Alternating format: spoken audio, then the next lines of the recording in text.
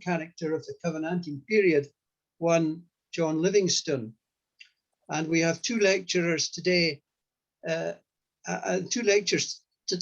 a short break between these. The first is to be given by the Reverend Trevor Kirkland from Ballyclare and Doak on John Livingstone and the worship and government of the church. So I'm pleased that he's joined us from Ballyclare, from Northern Ireland, I gladly and I'm pleased to hand over to you, Mr. Kirkland, to deliver your paper. Thank you very much, Mr. Kelly, and to the Scottish Reformation Society for the invitation to give this address today. By way of introduction, we should note that there are a number of ways of studying Livingstone. One is to look at his life in the form of a biographical survey, or to study his principles, and it is the latter that I have been asked to examine under the heading that has just been given. In many ways, a series of principles shape Livingstone's life and thus form a constant spine in his experiences and give us a sense of Livingstone and his ministry and the relevance of those principles for us in our day. These principles are naturally inseparable from the man and his life. Houston states, quote, "In a number of the most important movements of that period, Livingstone acted a prominent part, and in both Scotland and Ireland, his influence was extensive and most salutary in advancing the cause of pure and undefiled religion." A snapshot of his life is simply this. He was born in 1603, gained his MA in 1621, and began to preach following license in 1625.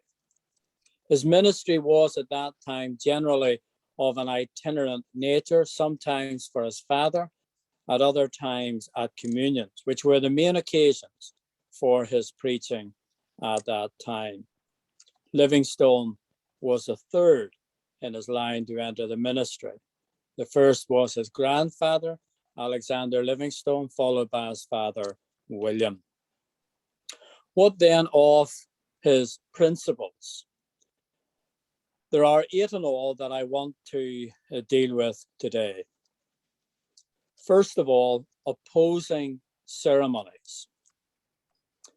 In his diary, he records a memorable event in 1619 while at Glasgow College. A communion service was held, led by James Law, then Bishop of Glasgow, who ordered all to kneel to receive the sacrament. Livingstone refused, which brings us to focus upon this first principle, namely opposing the 5 articles of Perth and the ceremonies that were set out by them. So Livingstone says, "I was from my infancy bred with averseness from episcopacy and ceremonies." We should remember that at this time, Livingstone was only 16 years of age. That, I think, is a salutary fact, something we should not ignore and overlook, that in his youth as a teenager, he had grasped and understood enough theology to refuse the bishop in his demand. What then were those articles? Well, the articles were as follows, as I know some of you are already familiar with. 1, private communion. 2, private baptism. 3, episcopal ordination. 4, observance of holy days. 5, kneeling at communion. Now, these articles had been rejected by the General Assembly at St. Andrews in 1617, adopted by its successor in 1618, and ratified by Parliament in 1621. Of all the articles, it was kneeling at communion which sparked a wave of opposition. Since the days of the Reformation, communion was celebrated by sitting at a table, where the elements were then distributed among the communicants. This article was an insult, quote, to one of the purest kirks under heaven, end quote. Those who supported the article argued that Scripture did not prescribe a certain posture. Therefore, it could be determined by the king. Opponents responded that no part instituted by Scripture could be treated as indifferent, since Scripture recorded how Christ sat and broke the bread with the disciples at the Last Supper. We should remember that Robert Rollock, who died in 1599, had long since taught that, and I quote, "Christ forbids to worship God with such worship as man has invented, to worship him with men's traditions and inventions." By 1620, some 48 ministers had been charged by the High Commission for their refusal to conform to the 5 Articles. It is clear then that Livingstone, even at 16, both understood and was fully aware of the various debates surrounding the Articles and had already aligned himself with the opponents. He records reading the sermons of Rollock and had in his possessions the sermons of Welsh, Blair, and Dixon, of whom the latter was particularly influential on Livingstone. This opposition to ceremonies in particular and episcopacy in general appears to have marked Livingstone out and became a hindrance to getting a settled charge. Indeed, Livingstone makes that particular point, that he was hindered by obstructions from the bishops. In the case of settling in Tarfickan, it was Spottiswoode who blocked his going there on account of his opposition to the 5 Articles. In 1630, after much difficulty, he received word of an opening in Ireland, where many others had gone as a result of hardships in Scotland. As an aside, we should perhaps note that Presbyterianism in Ireland, until 1840, was inextricably linked to the Presbyterianism in Scotland, so that there was an interchange and exchange of men from Scotland to Ireland and Ireland to Scotland. So it was not unusual for Scottish Presbyterian men to remove to Ireland. Indeed, a whole galaxy of such men had already come to Ireland as early as 1605, had already settled in Ireland. So Livingstone then, in this first principle, has difficulty because he opposes the ceremonies that were imposed upon the church under the 5 Articles of Perth. The second principle, Presbyterian ordination. And here we need to spend a little time looking at background context and how Livingstone eventually was ordained.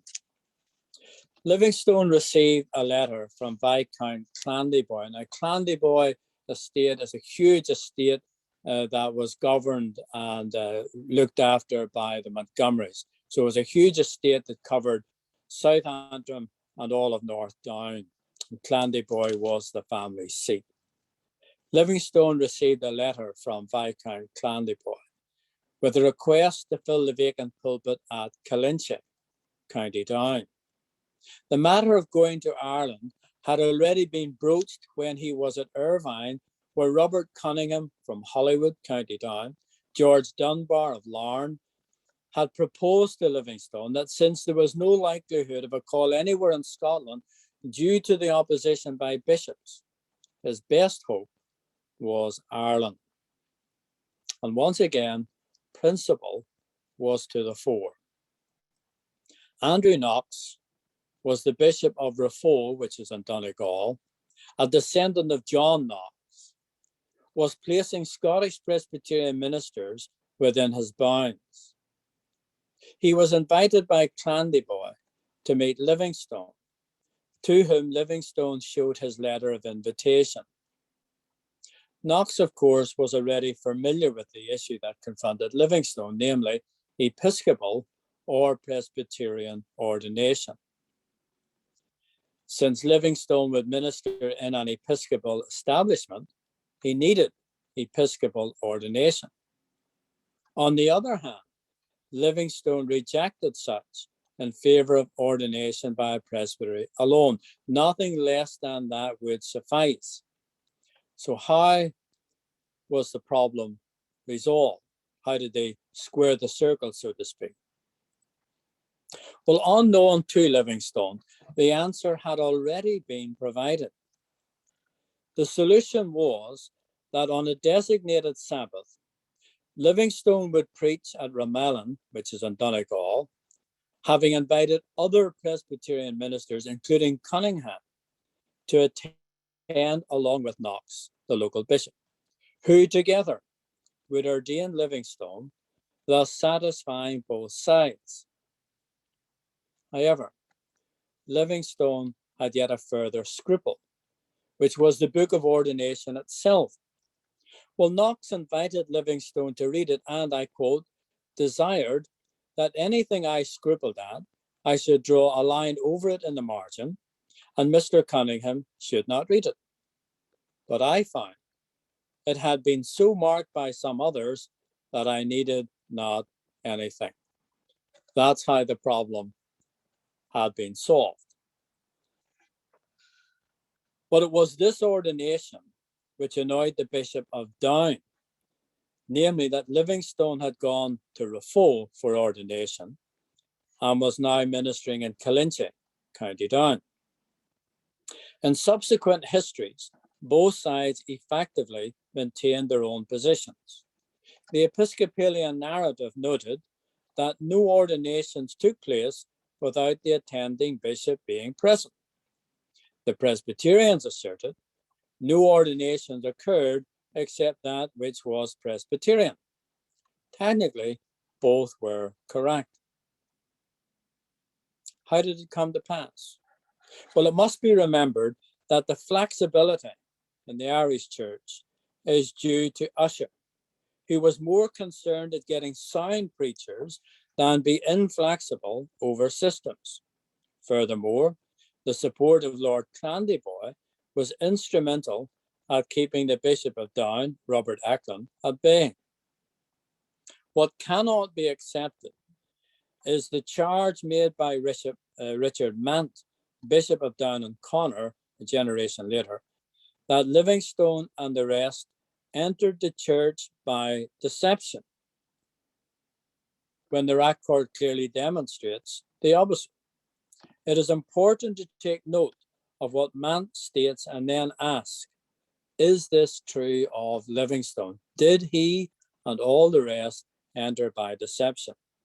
Mant claims that amongst the ecclesiastical evils were ministers who were distinguished for their opposition to the church, while being willing to accept of her appointments and emoluments, and for that purpose allow themselves the use of an expedient, while making peculiar pretensions to the character of godly men. Mant grounds his charge upon the bare record of the Visitation Book of Down and Connor, where no deviation from practice is physically recorded. Upon that basis, he dismisses the accounts of Blair and later Livingstone of Presbyterian ordination. What he ignores, however, is the fact that Eklund's successor was not only aware of the deviation, but attempted to rectify it by insisting on complete conformity. He also ignores the compliance of Bishops Knox and Eklund, along with Viscount Clandeboy, none of whom contradicted what Blair and later Livingstone claimed. So the issue then is this: would Livingstone leave Scotland only to temporize in Ireland? Subsequent history demonstrates his consistency. One additional fact is worth noting. Mant confirms that it was Spottiswoode, Archbishop of St Andrews, who silenced Livingstone in Scotland, thus forcing Livingstone to preach, as he says it, by stealth. So the first principle then was opposing ceremonies. The second principle, insisting on Presbyterian ordination. The third principle, non-conformity. To grasp the nature and seriousness of non-conformity, we need for a moment to see what was happening in Colinche as well as elsewhere. Livingstone's ministry in Colinche followed the Presbyterian pattern. Worship, as Livingstone says, quote, was free of any inventions of men, and there was tolerable discipline. Regarding communions, 2 were held annually, but since there were 9 or 10 congregations within 20 miles, and each followed the same pattern, it meant that communions were indeed frequent.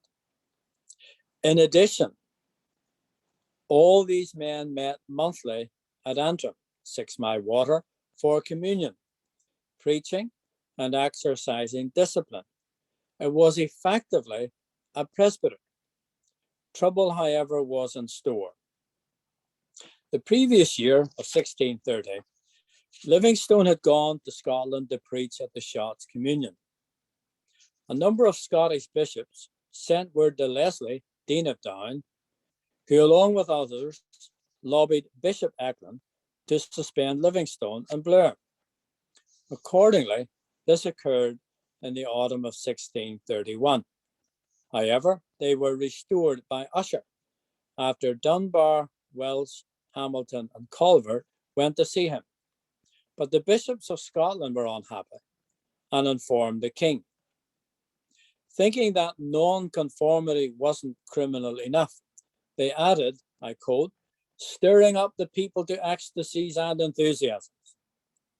The king wrote to the justices in Ireland, who informed the Bishop of Down that Dunbar, Blair, Welsh, and Livingstone should be tried and censured. In 1634, May of 1634, Blair and Livingstone were deposed, but they were deposed for non-conformity. The bishop ignored the other complaints because he knew that they were untrue. Meanwhile, Livingstone continued to minister around Colinche. Astonishingly, all 4 who had been deposed were restored. Livingstone continued to minister until November 1635. That Livingstone's account is correct is illustrated from an event in Robert Blair's ministry in Ireland. Mant helpfully, that is the bishop, gives the details. In 1626, Blair was asked to preach at the bishop's triennial visitation of the diocese. According to Mant, Blair took occasion to insult the episcopal representatives of the metropolitan, his own diocesan, and the assembled episcopal clergy, at which point he actually quotes from Blair's account upon the matter in hand. In other words, there was a pattern in the ministry of these Presbyterians of opposition to conformity, to following the Episcopalian pattern. Eklund died in July 1635 to be succeeded by Henry Leslie, who rose from dean to bishop on the 4th of October 1635. In July of 1636, he called upon all clergy to conform. As a consequence, a number refused, and amongst them, John Livingstone. So the third principle that Livingstone stood for was this issue and principle of non-conformity. The fourth principle, whose authority? In the 1636 debate in Belfast, the bishop opened proceedings with a sermon on the authority of the church. Now, let me put the context very quickly. So here is the dean, who's now made a bishop. In July, he calls all the clergy to conform. A number refused, and Livingstone and the other non-conformists are hauled into Belfast to face the bishop and his colleagues regarding their non-conformity. The bishop opened proceedings with a sermon on the authority of the church. Livingstone, Blair, and the rest contended for the authority of Christ. In other words, where does ultimate authority lie? Livingstone wasn't against the authority of the church. Rather, he argued for the headship of Christ over the church, a fundamental principle in itself, the headship of Christ over the church. Now, the debate itself covered the issues of kneeling at communion, the use of the Apocrypha, Christmas, and the warrant for elements of worship. While the debate was far-ranging, it kept coming back to kneeling and the authority of the church. The Presbyterians, led by Livingstone, argued that kneeling was a human, needless ceremony devised by man. The bishop replied, quote, "What the church ordained is not a needless human ceremony," end quote. For proof, the bishop pointed to scripture. Let all things be done decently and in order, which the Presbyterians rejected on the grounds that it was putting into the text what isn't actually there. The following year, Henry Leslie published his sermon entitled "A Treatise on the Authority of the Church," in which he states some astonishing things. But he does state what the issues were that they debated and his own position. Leslie argued that, quote, "For matters of order and polity, much of what scripture states isn't always necessary, whereas much that the church needs, the scripture doesn't teach." This is an astonishing claim to make, but you can understand why, from within his own theological school of thought, why he would make that particular argument. Leslie proceeds to argue that while scripture itself is perfect, it had not taught the church all it needs. Therefore, it is left to the discretion of the church to decide order and ceremony.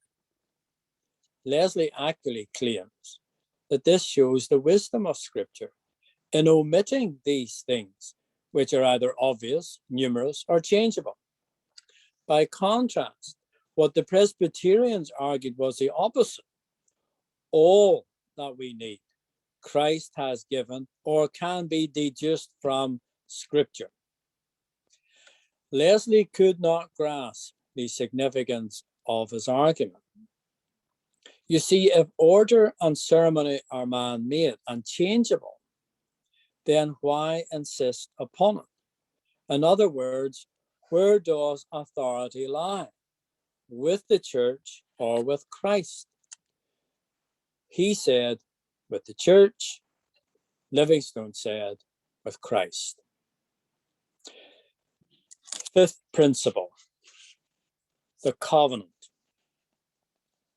Blair and Livingstone left Ulster for Scotland in February of 1637. The occasion was a warrant issued for his arrest. Fascinating providence in view here. A man called Frankel, who resided in an area called Castlereagh, which is on the outskirts of Belfast, heard Livingstone preach at the home of his mother-in-law. Shortly after, he travelled to Dublin and informed the civil authorities, who issued an arrest warrant for Livingstone as well as Blair.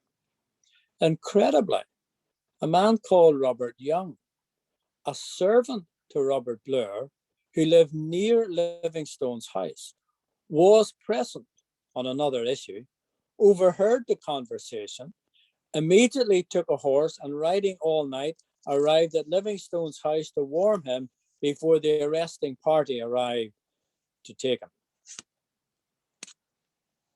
The subsequent expulsion of Scots Presbyterian ministers caused Archbishop Laud to write to Bramall with a note of triumph over the purge of the Scots.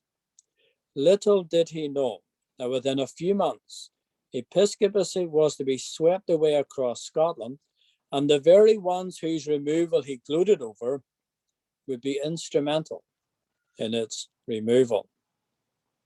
But the question is, what role, if any, did Livingstone play in relation to the covenant? Henry Guthrie, late Bishop of Dunkeld, in his memoirs wrote, and I quote, "Few of the ministers were so much courted by the noblemen as those who the past year had come over from Ireland.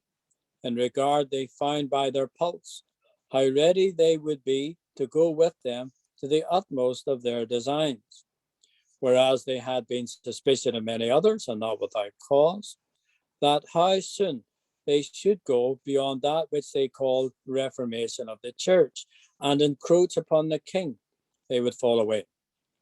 So Guthrie here is making 2 points, 2 important observations. Firstly, the nobility looked to those like Livingstone to give the pulse of commitment to the covenanting cause.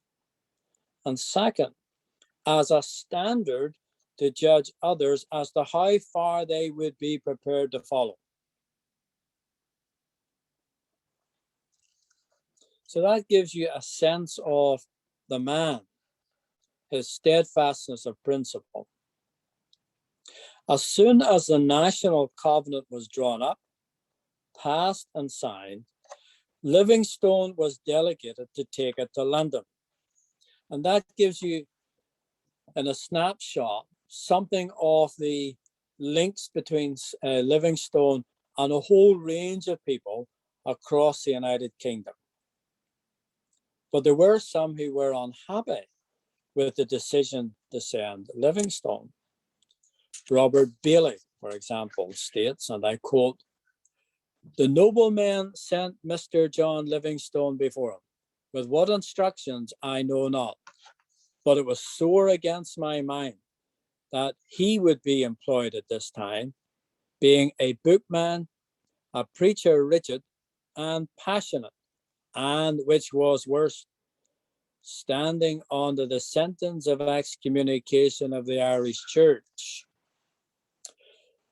Blair, or Bailey rather, is taking a position which will be magnified later on in his life of his ultimate neutrality, I suppose, in opposition to the whole covenanting movement. In fact, he detested Gillespie and these men. But you see his annoyance at Livingstone. I like the way he describes bookman, preacher rigid, and passionate.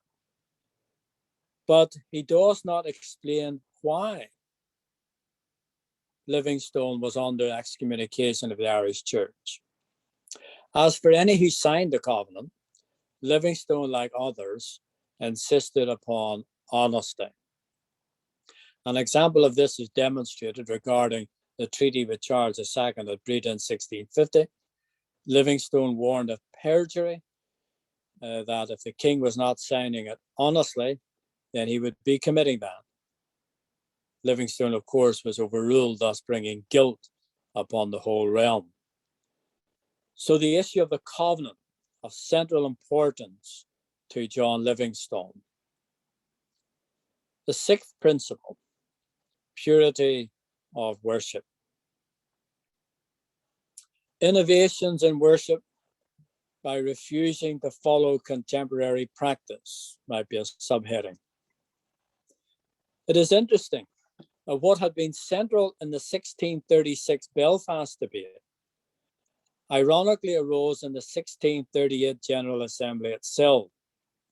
Innovations had crept in over a period of time that had become long established. Livingstone and his brethren from Ireland weighed in against them. This was probably Livingstone's greatest triumph. In all previous issues, he was opposing Episcopalians. Here he was in opposition to fellow Presbyterians. In Providence, as Livingstone was facing difficulty in Ireland, at the very same time, the Book of Canons, approved in 1636, the Prayer Book, approved in 1637, were being introduced into Scotland. Livingstone and the other Scots who returned from Ireland, February 1637, formed a nucleus of what has been termed an extreme party, otherwise known as the Radicals, who introduced into public worship innovations previously unknown in Scotland. Now, when I say they introduced into worship innovations, it was by way of not doing things. Namely, they omitted the Lord's Prayer, reciting the Creed, bowing in the pulpit, and the Gloria Patri. These novelties were themselves condemned by the early Covenanting assemblies, but soon spread and gradually leavened the whole lump. This struggle to purify worship within the Scottish Church was intense as it was difficult. While the majority were content to repeal the 5 Articles of Perth, the Radicals, as they were nicknamed, wanted further reformation, much to the chagrin of the majority.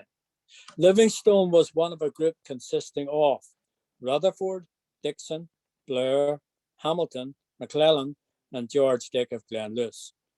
Men such as Bailey accused the Radicals of bringing novel ideas from Ireland. This is a note that is repeated on a number of occasions. They're saying, well, it's because you were in Ireland, you weren't doing this, you come here and you stop doing it here when we have been doing it for a generation. So their objections on the one hand, and their promotion of something else that became a bugbear, their promotion of night meetings, otherwise known as conventicles. The practices the Radicals, remember, objected to were bowing in the pulpit, reciting the Lord's Prayer and the Creed, and the singing of the Gloria Patri. Livingstone comments that, quote, in Ireland, he had public worship free of any inventions of men.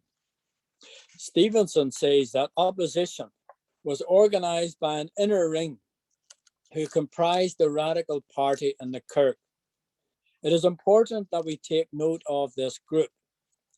Mullen, in his history, calls them a Puritan Brotherhood, a fraternity of Scottish divinity bound by ties of blood, doctrine, and emotion.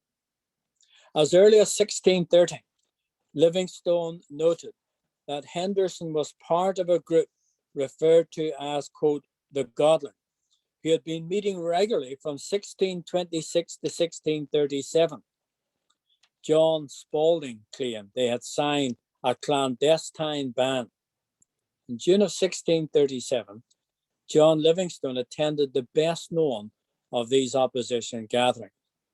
Spalding claims the goal of these malcontents was to bring both Scotland and England under one reformed religion in order to root out the bishops of both kingdoms and ultimately to get the king to dispense with his royal prerogative and thus to abolish arbitrary government.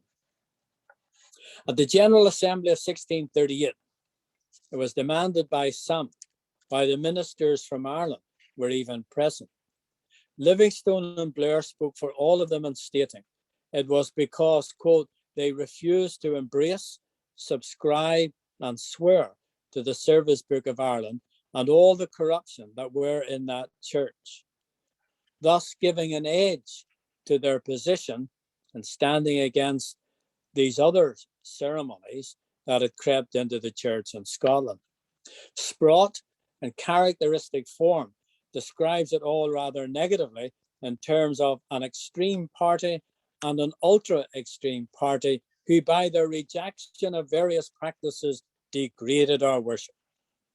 One thing is certain. This influx of exiles from Ulster hardened the resolve of the conventiclers to resist further deterioration and corruption of worship. Agitation over purity of worship continued throughout 1639. When the General Assembly met in August of 1639, Guthrie raised the stir over Brownism. This becomes the means by which to try and ridicule the stricter sort, the Covenanters, and then to scare everybody else. A means by which we know to scare the assembly regarding the novations promoted by these radicals. It was proposed that an act be passed against private meetings. This was objected to by the radicals as condemning family worship. The matter was referred to a private conference involving Livingstone and a dozen others. After much wrangling, agreement was reached, but not enough to go forward to the assembly. In the end, the assembly passed two acts. First, an act announced advising synods and presbyteries before determination and novations, and second, act announced ministers catechizing and family exercise. The first was considered to be aimed at the radicals. The second was aimed at night meetings by encouraging family worship at the expense of these private meetings that were advocated by the radicals. Meanwhile, a settlement had been agreed whereby Guthrie would preach in favour of family worship, while Livingstone, along with Blair and McClellan, would preach, quote, against night meetings and other abuses which were complained of, end quote. Guthrie claims Blair broke the agreement, so he refused to preach at all. The 1640 General Assembly was likewise occupied with ritual to the point of censuring a printer for shortening one of the prayers in the Book of Common Order. Once again, Guthrie raised the issue of private meetings. Having failed, he tried again on the 30th of July, and finally on the 3rd of August, he got his way. An act regarding family worship was passed, though not printed. This was designed to avoid publicity regarding the divisions now apparent in the Kirk. The Assembly of 1641 was again engrossed in the matter of worship. The act against novations was repeated. A further act against impiety, however, helped resolve the issue of night meetings by allowing mutual edification while banning any that led to heresy, scandal, and schism. The matter of ministers bowing in the pulpit greatly exercised the minds of the radicals. At one point, even Rutherford had practiced such. However, in 1640, he records his change of mind upon it, stating, and I quote, "Whatever had been my practice before I examined this custom, I purpose now no more to confound worship." His objections were that it was a human custom and that it was incongruous for a minister to pray privately in a kirk while public service was being conducted. This was a widespread practice which Livingstone and the rest wanted abolished. In fact, at one point, it led to a public riot. Gilbert Parr had been deposed by the Synod of Galloway. In the 1642 General Assembly was ordered for his restoration. When in August of 1642, John Bonner of Maybole and other ministers gathered at Stonykerk to restore Gilbert Parr, the people assembled to resist. As soon as Bonner, quote, sat down on his knees in the pulpit, end quote, a riot broke out. The ministers were denounced as soul murderers. The true king had deposed him, the false Kirk had restored him. As the ministers left to continue elsewhere, they were pelted with peat, these riotous Scots people. Bailey refers to a paper against 3 docent ceremonies, the Paternoster, Gloria Patri, bowing in the pulpit, that was circulated in the synods of Ayr and Glasgow by the radicals. These issues regarding purity of worship agitated the General Assembly until 1642, when other pressing concerns made it imperative that they were dealt with or at least pushed to one side. Instead of a formal act, it was decided to circulate a letter signed by the moderator and sent to presbyteries troubled by innovations. That is to say, those things that were not being done due to the lobbying by the Covenanters. Bailey makes reference to Livingstone and McClellan being put on a committee to debate the thorny issue of novations, but the heat was gone. The political landscape was changing. The 1643 Assembly decided a directory should be devised for worship. Eventually, it was resolved by the Westminster Assembly, which enshrined the regulative principle of worship. The General Assembly met in January 1645 to consider the directory of worship agreed by the Westminster Assembly. Ironically, it was the alliance with the English and the desire for unity that helped secure the purity of worship demanded by the godly. Bailey records, all did lovingly condescend to the alterations I had so much opposed. The Assembly approved the directory code with great applause and contentment of all. And accompanying legislation dealt with matters not fully explained in it. Stevenson notes that many of the changes in the Kirk's tradition of worship, which were now authorized, had formerly been advocated by the radical ministers.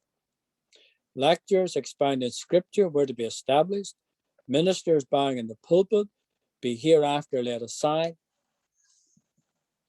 As Stevenson puts it, it would seem that the Kirk party, or the radicals, had been successful in reforming worship. However, the seeds of the later division between the resolutioners and protesters were actually sown in the 1620s and 30s, of which Livingstone was a contributor. Seventh principle, self-denial for the Lord's cause. Following the 1640 rebellion in Ireland, hundreds of refugees from Ulster fled to Scotland. Money was raised, amounted to £1,000 Scots, and given to Livingstone for distribution. The following year, 1642, Livingstone was sent by order of the Scottish Council to go to Ulster and wait the arrival of the Scots Army under Major General Monro, with whom he stayed in Carrickfergus for 6 weeks, and a further 6 weeks in Antrim Castle with the regiment of Sir John Clotworth. While he mainly preached in both places, that is in Carrickfergus and in Antrim, he also preached elsewhere when he was available. In his diary, he records presiding over the communion at Antrim before returning to Scotland. Now, it should be noted that petitions were presented to the General Assembly in Scotland every year from 1642 until 1648, in particular for the faithful band that were driven out in the previous decade. That faithful band includes Livingstone. The Assembly, however, would not lose any of her ministers, but was prepared to send 2 every 3 or 4 months throughout that time. Livingstone always appeared on the list. McCreary of Killyleagh asserted that, and I quote, they were all men of like stamp, eminently devoted and useful. In 1643, following an appeal for ministers in the north of Ireland, the General Assembly sent Livingstone for another tour, this time lasting 3 months. Livingstone wrote, and I quote, it's a long quotation, for the most part of all these 3 months, I preached every day once and twice on the Sabbath. The destitute parishes were many. The hunger of the people was become great, and the Lord was pleased to furnish otherwise than usually I was wont to get at home. I came ordinarily the night before to the place where I was to preach, and commonly lodged in some religious person's house, where we were often well refreshed at family exercise. Usually, I desired no more before I went to bed, but to make sure the place of Scripture that I was to preach on the next day. And rising in the morning, at 4 or 5 hours myself alone, either in a chamber or in the fields. After that, we went to church, and then dined, and then rode 5 or 6 miles more or less to another parish. Sometimes there would be 4 or 5 communions in several places in the 3 months. And here you see something of the self-sacrifice, the self-denial of Livingstone, leaving family behind, coming to Ireland, every single day, day after day, riding from one place to the next, going through the same schedule, preaching in each place. In 1645, he was again sent back with other ministers for yet another 3-month stay, which began in November of 1645.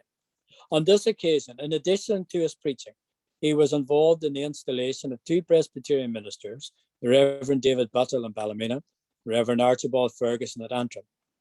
As McCreary states, the Lord owned his and the abundant and faithful labour of others to build up the Presbyterian cause in Ulster. Congregations were planted and strengthened, ordinances administered. Those who had taken the black oath were, on acknowledging their unfaithfulness, restored the fellowship. My 8th and final principle, always depending upon the Lord's guidance. Many congregations tried to call Livingstone as their pastor. Antrim, Newtownards, and Killilea. Then Colinchie tried in 1645. Newtownards tried again in 1646 during a further preaching tour. In 1656, Colinchie issued one further call. His answer is interesting in showing his dependence upon the Lord for guidance. Livingstone wrote to Colinchie as follows, quote, "If I could have obtained fair loosing, my mind inclined somewhat to have gone, because of the present distractions in Scotland, and because that I thought Ireland had more need and more appearance of success. The Synod of Merse and Teviotdale refused to loose me, and 5 or 6 ministers in other parts on whose judgments I relied dissuaded me. Only they advised me that I should first make a visit to Ireland. Therefore, in summer of 1656, I went over. When I came, I could not get preaching in Colinchie anywhere, as in former times, and that I took as a declaration of the Lord's mind, that I should not settle there. Yea, I did not find above 2 or 3 families, nor above 10 or 12 persons that had been in that parish when I was there. So great a change had the rebellion and devastation brought, that almost all were new inhabitants. I preached in several parts and at some communions, and was at a great meeting of their presbytery in the north, which was more like a synod, where were 30 or 36 ministers and ruling elders from 60 or 80 parishes. During my abode in Ireland, being occasionally at Dublin, the council there urged me to accept the charge in Dublin and offered me £200 sterling a year. But that was to me no temptation, seeing I was not loosed from Ancram, and if I had been, I was resolved rather to settle at Colinchie, amongst the Scots in the north, than anywhere else.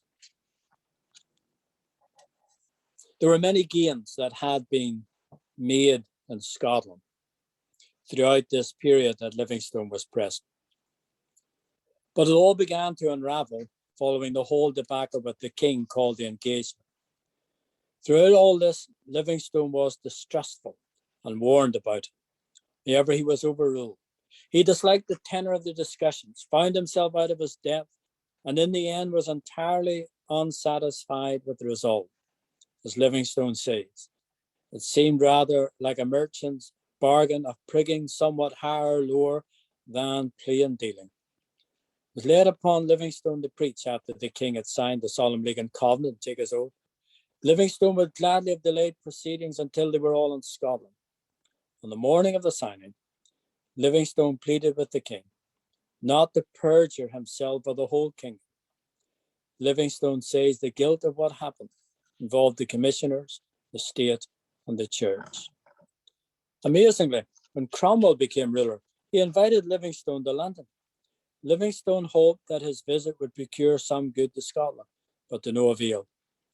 With the restoration of 1660, Livingstone, quote, clearly foresaw that it would be an overturning of the whole work of Reformation and a trial to all who would adhere thereunto. The seeds of the later division that I referred to earlier were sown, of course, throughout this period of the 1620s and 30s, of which Livingstone was a contributor. On the morning of the signing, Livingstone pleaded with the king not to perjure himself or the whole kingdom, but he refused. Let me finish very quickly with a conclusion and applications.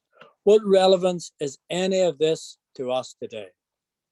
In 4 sentences. 1, the doctrine of the church means not every gathering of Christians is automatically entitled to be accepted as a church. 2, do we have the same convictions as to adhere to and follow through on regardless of the cost? 3, do we have the same commitment to purity of worship? And finally, how far are we prepared to go? Thank you.